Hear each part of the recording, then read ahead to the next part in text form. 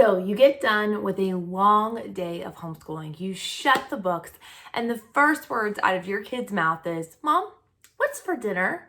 Mom, can we have a snack?"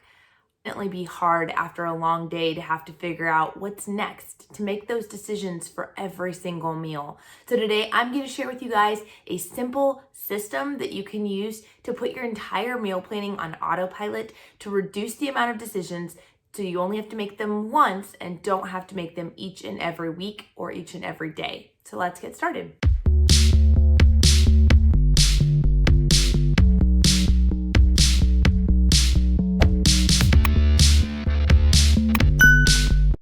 So what are the benefits of meal planning before we jump into the system itself? Well, really, it helps make those decisions easier for you so you're not having to make them on the fly. It will help reduce the cost of your food budget just simply because you're not just buying a plethora of food and hoping to use it. You have a plan for it, an actionable step, and you can, by matching up your meal plans, as I'm going to show you guys here in a second, you can kind of think ahead and say, all right, I'm going to buy this ingredient for a dinner, but I can also use that ingredient for a lunch the next day. And so you can either buy in bulk or you can just cut down on the amount of shopping trips. So there's a lot of money saving benefits to meal planning. Another big benefit is that especially if you are trying to eat healthier or you are trying to fit in a specific diet, this becomes so much easier when you plan ahead. When you go by the seat of your pants and you fly by, you're probably more likely to pick up things that are quick and easy meals that are not necessarily healthy, fast food, those kinds of things. So let's jump into how do we make the system work, because I know it is overwhelming to a lot of people and I want to help just break it down into really easy steps for you guys. So the first step that you want to do is you want to take some time to list out the meals that your family loves. What are your go-to meals? Now, I know a lot of people can get caught up on this. They want to make it look really pretty, or they want to throw in all of those meals that they wish their family would eat. This is not the time for that. I just want you to take a pen and paper and write down those meals that you go to every single day, right? Those ones that are tried and true favorites, and make a list. After you have brainstormed a full list overall of the meals that you like to make, you can start dividing them into categories. These categories could be by types of food, Mexican, Italian, crock pot dinners, things like that. Or they can be, my personal preference is to do them by protein. And so to have my chicken dinners here and my beef and my pork and my meatless meals, things like that, and divide them that way. This makes my life easier because I typically do pick meals based on what protein I have in my freezer or that I just got on sale. So it just makes life a little bit easier when I have it divided that way, but you pick what's right and best for you if you want to try this system. Okay, so once I have written that out just on a piece of scrap paper or wherever, and I've organized those meals, I personally like to put them into a document. I do this on Canva, which is a great free program that you can use to make printables. And so I have got my beef dinners, I've got my pork dinners, chicken dinners, lunches, breakfasts, those kinds of things. We are doing a low carb diet. My husband and I are, just for health issues. And so I've also included at the bottom, I've included things that we can all have in here. And then at the bottom, I have included things like spaghetti that is low carb, because we usually use sausage in our spaghetti, which is why it's under pork dinners. So we can have spaghetti that's low carb with zoodles while my kids are just having regular spaghetti. We cut up and do a sausage and veggie mix while the kids are doing potatoes and sausage. So we just skip out on the potatoes. We do keto ravioli a lot of times when our kids do rotini. In general, I try to cook as many similar meals as possible. I don't like having different meals for different people. However, when you are on a specialty diet for health reasons, sometimes you do have to have separate meals, but having those pairings already where I don't have to think through what am I gonna cook for the kids versus for us is really helpful. Also, if you can make them kind of go together so you can see that we're either having modifications of what they're having or we're having something in the same genre, helps them to feel like, hey, we're still having family dinner together. There's still that unity as a family together. We're just having to adapt this a little bit to our personal style. You do not have to have a fancy printable to make this work. Actually, my first several drafts for the past 2 years have simply been a Word document that has listed out all the breakfasts and all the lunches. I didn't even sort them into categories. So do what's best for you, whatever floats your boat. I just enjoy the pretty printables. So it's an easy reference point as we get to step 2. So step 2 is we are going to look at our calendar. Now, the idea here, guys, with this meal plan is we are actually making this for a 3 to 6 month period, depending on how often you really want to mix things up. So we want to look not just at this particular month and what are the needs for this particular month, but we want to look at the next couple of months. Are there consistent days of the week that we have a commitment? Maybe there's a Bible study or a sports practice every night of the week. Or maybe there's a particular afternoon that you have co-op, so you know you're going to need a quick and easy lunch for those days versus something more in depth. So we're just going to take a look into your calendar and we are going to decide what are those key critical days that meal planning might need to be adjusted or adapted for versus having any other meal, and then we can kind of plan around that. Again, all of our plans are very flexible. The idea is not to chain you to this idea, but to give you a guide and to reduce the amount of decisions that you need to make in a day when it comes to your meal planning. So for us, what that looks like is we have a small group Bible study, which means having to get out the door shortly after dinner. So I always choose to do some kind of crock pot meal on those evenings. Also on Fridays, some Fridays we have commitments, some Fridays we don't, but we typically are just kind of burnt out after a long homeschool week. I don't know about you guys, but I'm done. So don't be afraid to do that. Don't be afraid to schedule in those fun meals. It doesn't all have to be from scratch. Make it realistic to you and your life. So step 3 is now we are going to start plugging in meals.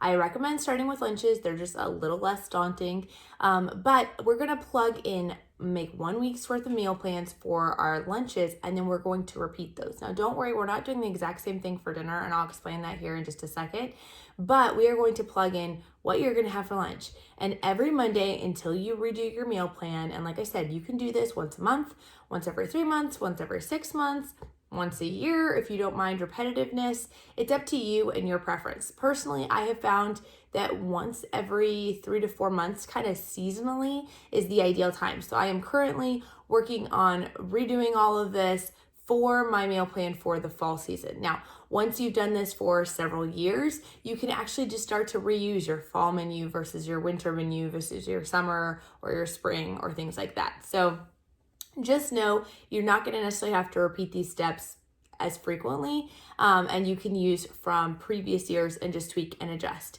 But we're going to plug in our lunches.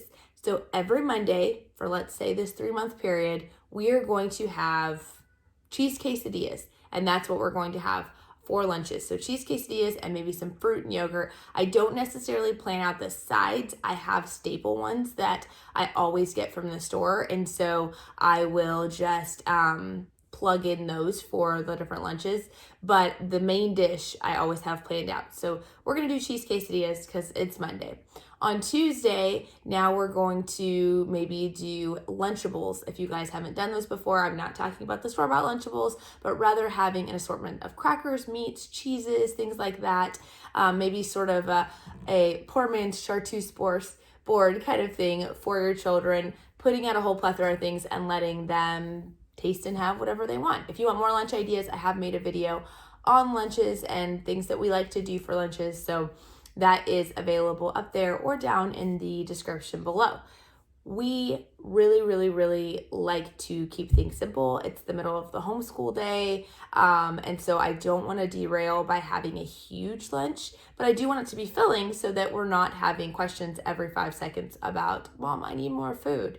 What I choose to do, you can choose to do things differently, but I have 2 5th graders, a 4th grader, a 2nd grader, and then 2 little ones in pre-K. And so what we actually do is we attach an older kid to each day of the school week, okay? And they are my helper. Now for the first 4 days of the week, that Monday through Thursday, I have an older child who's actually cooking dinner or cooking lunch for that day to the skill level of your child. But maybe think through that as you're plugging it in, but put in a lunch that you can have each and every week on that day of the week so that we can just repeat that process. It's going to make your meal planning easier. It's going to make your shopping list easier, and your children have the opportunity to learn alongside you how to make those dishes. So now our lunches are taken care of, and if you do our breakfast station idea, which like I said, I will drop the link down to that in the description, but if you take that breakfast station idea, which is having several breakfasts prepped and planned ahead of time